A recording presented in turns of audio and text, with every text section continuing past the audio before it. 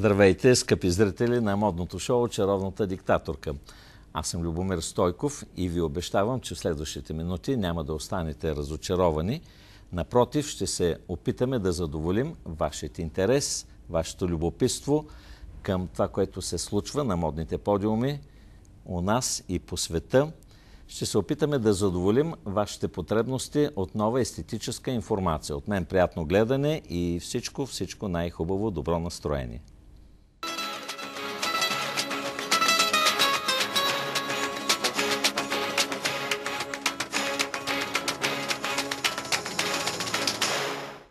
Бързам да кажа добре дошла на моята чаровна гостенка Мия Сантова. Здравей, Мия. Добре, здравей. Тя при нас е в ролята си на главен редактор на Мадам Фигаро, едно от най-новите и безспорно най-интересни списания, свързани с модата, лайфстайла, високия стил. Много се радвам, че откликна на поканата ми да ни гостуваш. Нали може на ти да си говорим? Надявам се. Познаваме се толкова отдавна. И нарочно я направих специално представене на нашите зрители, тъй като те много добре знаят коя си, но аз преди да ти задам първия въпрос, искам още веднъж да изтъкна колко високо ценя не само твоята интелигентност, професионална флексибилност, мащабите, в които ти работиш и като журналист, и като редактор, но и една ключова дума ще използвам и тя е смелост, защото за да оглавиш едно толкова престижно списание, наистина трябва освен компетентност и голяма доза, да го наречем, кураж. И така, каква е формулата на Мадам Фигаро?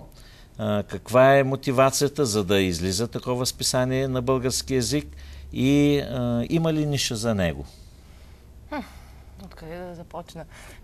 Първо искам много да благодаря. Няма да влизам в излишни куртуазни приказки и уважението, което имам към теб е безкрайно и затова благодаря за поканата и за комплимента.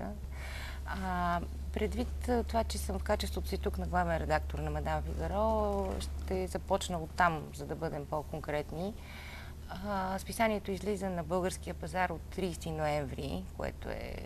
Даже не знам колко месеца, защото ми се сливат. Мисълта ми е съвсем няма отскоро. Половин година. Да, съвсем отскоро и в този смисъл не смея да се наемам да давам нито оценка, нито прогноза, нито нищо, поради факта, че аз самата още не знам за какво става дума. Принципно идеята на това списание, доколкото може да се дефинира, да има една трибуна за малко по-висок клас материали, касаещи жената изобщо, без да бъдем строго модни, без да бъдем строго лайфстайл, дори ако щете. По-скоро едно издание, което да е четиво и в същото време да дава информация за последните тенденции в всеки един смисъл на думата в живота ни.